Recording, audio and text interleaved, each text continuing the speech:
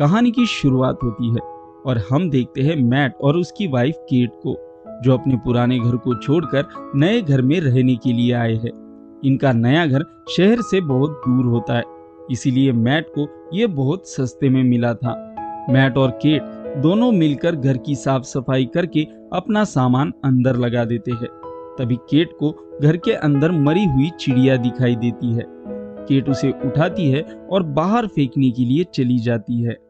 वो जब उस चिड़िया को नीचे डालती है तो मैट उसे आवाज देता है।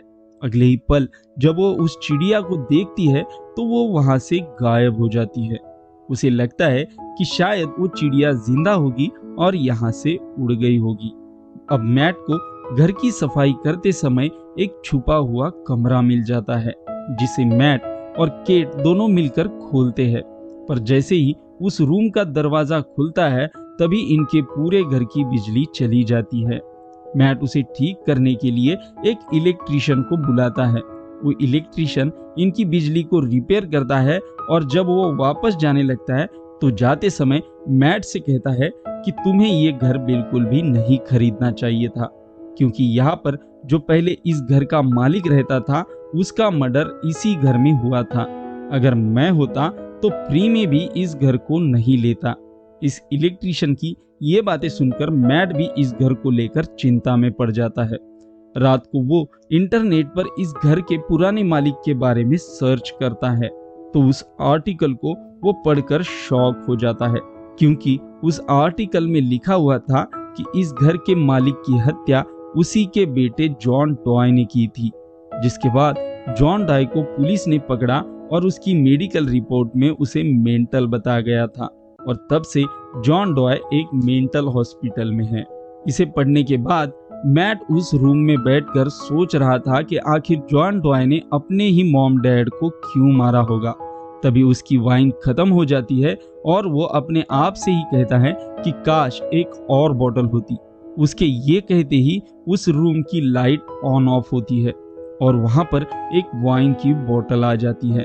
अचानक अपने सामने बोतल देखकर मैट बहुत डर जाता है। वो उस बोतल के पास जाकर देखता है तो वो बिल्कुल असली होती है। अब सुबह हो जाती है और केट नींद से जगकर मैट को ढूंढते हुए रूम में आ जाती है और वो देखती है तो वहां पर बहुत सारा सामान होता है। केट मैट से पूछती है कि ये सामान कहाँ से आया।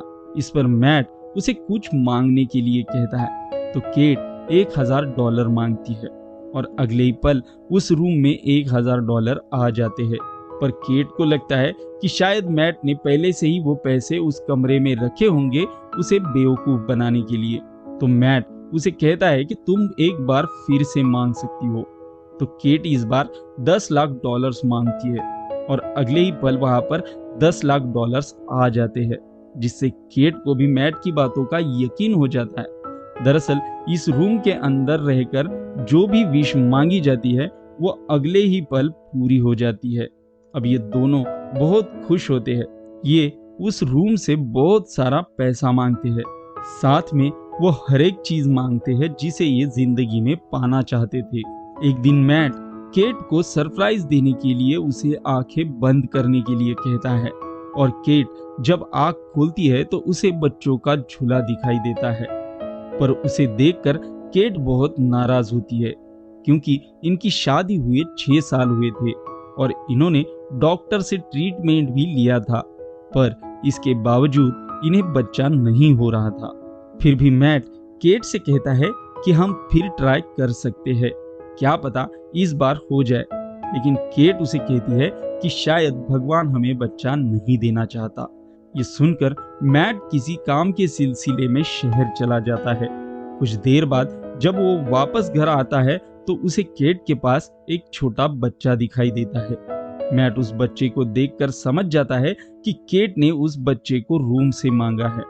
मैट केट पर बहुत गुस्सा होता है। वो उसे कहता है कि ये बहुत खतरनाक हो सकता है और उस बच्चे को तुरंत उस रूम को वापस लौटाने के लिए कहता है। हालांकि केट उसे वापस नहीं करना चाहती थी, पर उसे मैट की बात माननी पड़ती है। ये दोनों उस बच्चे को लेकर उस रूम में आते हैं, पर केट की उसे वापस करने की हिम्मत नहीं होती। वो उसे मैट के पास देकर वहां से चली जाती है। पर उस बच्चे की रोती हुई आवाज सुनकर मैट की भी उसे लौटाने की हिम्मत नहीं होती। अगले दिन मैट इस रूम के बारे में और भी जानने के लिए जॉन डॉय से मिलने के लिए जाता है। जाते समय अपने साथ उस रूम से मांगे हुए पैसे भी लेता है। वो उस मेंटल हॉस्पिटल में आता है और जॉन डॉय से मिलता है। वो जॉन डॉय से कहता है कि वो उसके पुराने घर में रहने के लिए आया है। ये सुनकर जॉन हंसते हुए कहता है कि बहुत दिनों से इंतजार था कि कोई आएगा। मैट उसे पूछता है कि तुमने अपने मॉम डैड को क्यों मारा, पर जॉन उसे ये ना बताते हुए कहता है कि जितना जल्दी हो सके उस घर को छोड़ दो, और मैट को यहाँ से जाने के लिए कहता है। मैट वहाँ से एक फ्यूल स्टेशन आता है और अपनी गाड़ी में फ्यूल भरवाता है। जब मैट से फ्यूल के पैसे मांगे जाते हैं तो मैट पैसे निकालने के लिए जेब में हाथ डालता है तो उसके हाथ में पैसों की जगह राख आ जाती है। वो हैरान हो जाता है और तुरंत घर आता है।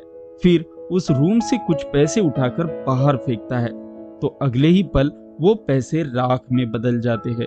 इसके बाद वो उस रूम से मांगी हुई एक पेंटिंग दरवाजे के बीच में रखता है तो उस पेंटिंग का जो हिस्सा दरवाजे के अंदर था उसे कुछ नहीं होता, पर जो बाहर होता है वो तुरंत राख में बदल जाता है। मैट अब गुस्से में उस रूम में आकर उसकी दीवारों को तोड़ने लगता है क्योंकि उसे जानना था कि उस रूम की दीवारों में क्या है। पर रूम तोड़ने की आवाज से बच्चा रोने लगता है। केट मैट को आवाज बंद करने के लिए कहती है पर मैट नहीं मानता। इस पर केट बच्चे को लेकर बाहर जाने लगती है, पर तभी मैट उसे बाहर जाने से मना करता है। लेकिन केट मैट की बात नहीं मानती और वो बाहर चली जाती है। लेकिन जैसे ही वो बाहर जाती है तो बच्चा बहुत रोने लगता है और उसकी स्किन का रंग भी बदलने लगता है।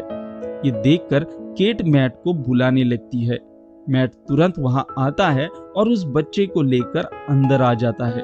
केट जब वापस घर के अंदर आकर बच्चे को देखती है तो अब वो बड़ा हो चुका था, जिसे देखकर वो बहुत हैरान हो जाती है। मैट अब केट को इस कमरे के बारे में बताता है कि इस कमरे से मांगी हुई कोई भी चीज अगर इस घर से बाहर ले जाते हैं तो उस चीज की उम्र तेजी से बढ़ जाती है। केन अब अपने बेटे का नाम शेन रखती है। शेन केट को हमेशा घर से बाहर जाने की परमिशन मांगता है, पर केट उसे हर बार मना करती है। इससे शेन को बहुत गुस्सा आता है। शेन हमेशा खिड़की के पास बैठकर बाहर की दुनिया देखता था। एक दिन रात को शेन उस रूम के पास आता है और उसके अंदर चला जाता है। मैट को सुबह वो रूम खुली हुई दिखती है। वो केट को लेकर जब उस रूम का दरवाजा खोलता है तो वो रूम अब एक बहुत बड़ा जंगल बना था, जिसे देखकर मैट बहुत हैरान होता है। और वहीं पर शेन भी खेल रहा था।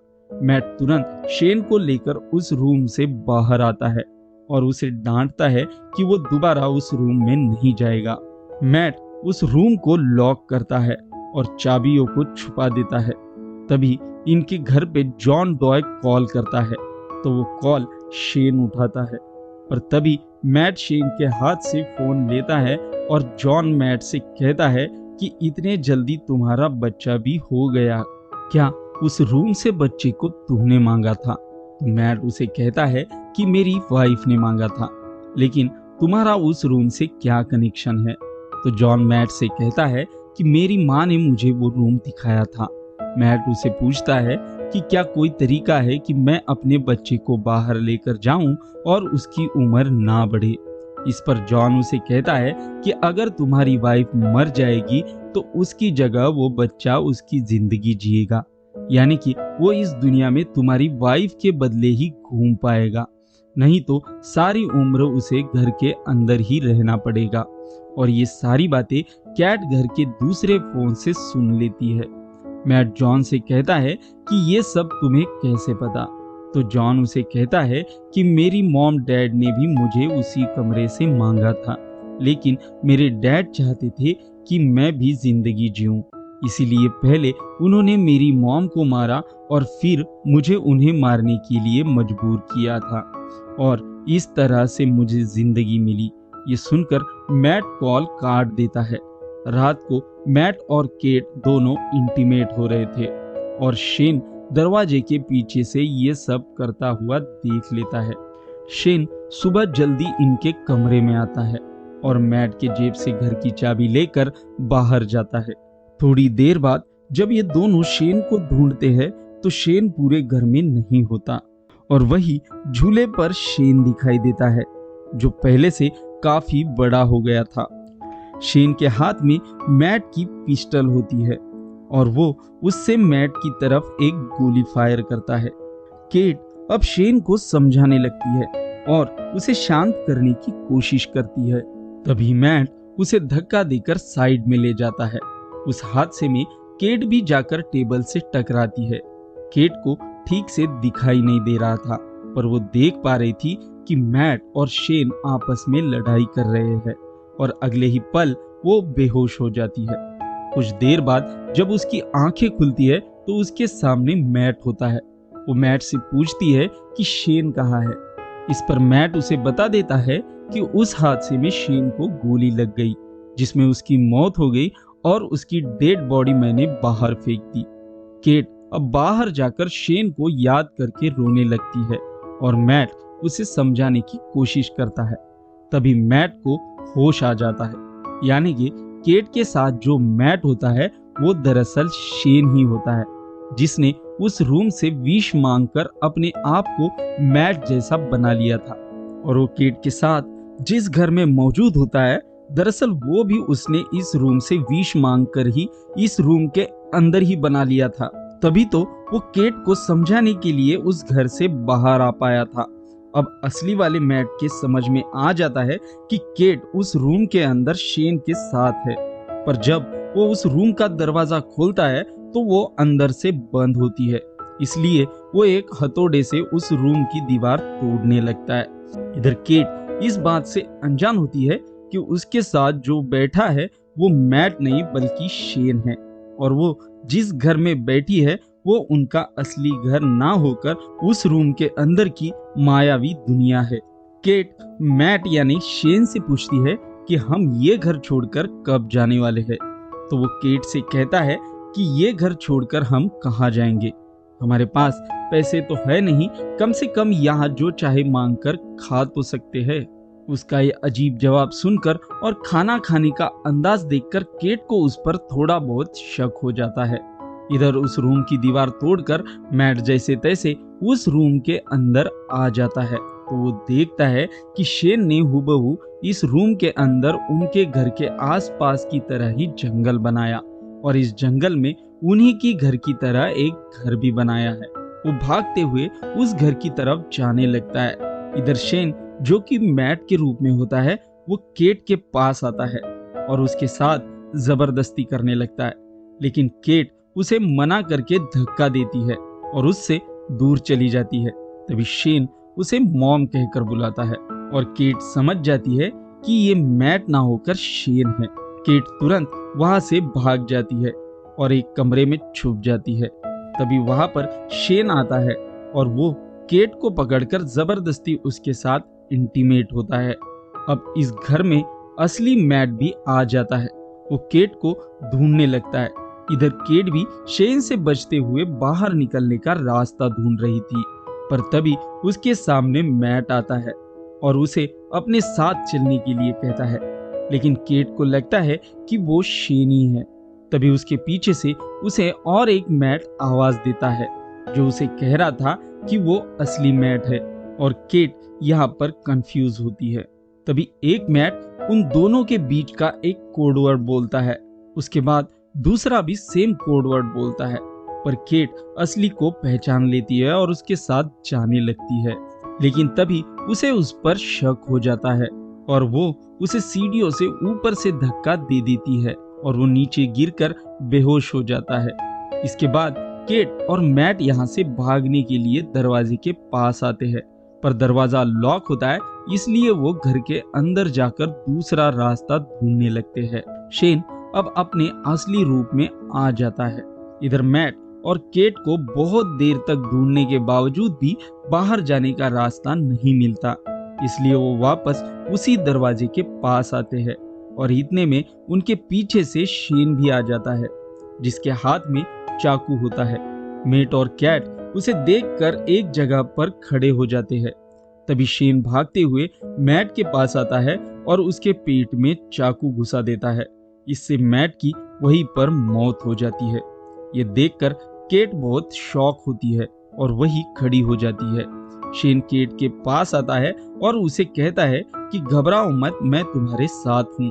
तभी उसे दरवाजे के बाहर भागते हुए मैट और केट दिखाई देते हैं। दरअसल मैट और केट जब इस घर से भागने का दूसरा रास्ता खोज रहे थे तो वो रास्ता खोजते खोजते रूम के अंदर चले गए थे, जहां पर उन्होंने शेन को गुमराह करने के लिए रूम को खुद के डुप्लीकेट बनाने की विश मांगी थी। और शेन जब तक इन दोनों को मैट और केट समझ रहा था तब तक उन्हें पीछे से घर की दीवार तोड़कर बाहर निकलने का मौका मिला था। मैट और केट को भागता हुआ देखकर शेन भी घर के बाहर आ जाता है, क्योंकि इनका ये घर रूम के अंदर ही है, इसलिए शेन इस घर से बाहर आ सकता है। मैट और केट जंगल से भागते हुए उस रूम के दरवाजे के पास आ जाते हैं और दरवाजा खोलकर रूम के बाहर आते हैं तो उनके पीछे पीछे शेन भी वहां पर पहुंच जाता है। मैट और केट दरवाजा खोलने लगते हैं, तभी यहाँ पर शेन आ जाता है, जिसके हाथ में वही चाकू होता है। वो जैसे ही इनके तरफ भागते हुए आता है तभी मैट केट को साइड में करके घर का दरवाजा खोलता है और जैसे ही शेन उसके पास पहुंचता है वो शेन को पकड़कर उस घर से बाहर जंप करता है। शेन तुरंत घर के अंदर जाने के लिए दरवाजे की तरफ भागता है, पर तभी केट दरवाजे को अंदर से बंद कर लेती है। वो केट से दरवाजा खोलने के लिए कहता है, पर केट दरवाजा नहीं खोलती और शेन थोड़ी ही देर में एक बूढ़ा आदमी बन जाता है और वहां से जाने लगता है। केट भी दरवाजा खोलकर बाहर आ जाती है तो वो देखती है कि शेन अभी बूढ़ा आदमी बना और अगले ही पल बुढ़ापे के कारण उसकी मौत हो जाती है और मात्र कुछ सेकंडों बाद ही उसकी बॉडी डिकम्पोज हो जाती है। शेन की यह हालत देखकर केट बहुत दुखी हो जाती है। आखिर कैसे भी हो पर शेन को उसने अपना बेटा ही माना था। तभी मैट उसके पास आकर उसे संभालता है। अब कहानी हमें 1 महीने बाद की दिखाई जाती है, जहां मैट और केट उस घर को छोड़कर एक मोटल में रहने के लिए आए थे। मैट केट के लिए बाहर से खाना लेकर आता है और उसे दरवाजा खोलने के लिए कहता है, पर केट अंदर अपनी प्रेगनेंसी टेस्ट कर रही थी। अब वो उस टेस्ट का रिजल्ट देखती है तो वो पॉजिटिव आता है, यानी कि अब वो प्रेग्नेंट है। पर इस रिजल्ट पर वो बहुत घबरा जाती है, क्योंकि शेन उसके साथ जबरदस्ती इंटीमेट हुआ था और उसकी वजह से वो प्रेग्नेंट हुई थी। और यही ये मूवी खत्म हो जाती है। इसके आगे की कहानी पार्ट 2 में कंटिन्यू होगी। दोस्तों, पार्ट 2 देखना चाहते हो तो अभी वीडियो को लाइक और चैनल को सब्सक्राइब करना। Thanks for the watching.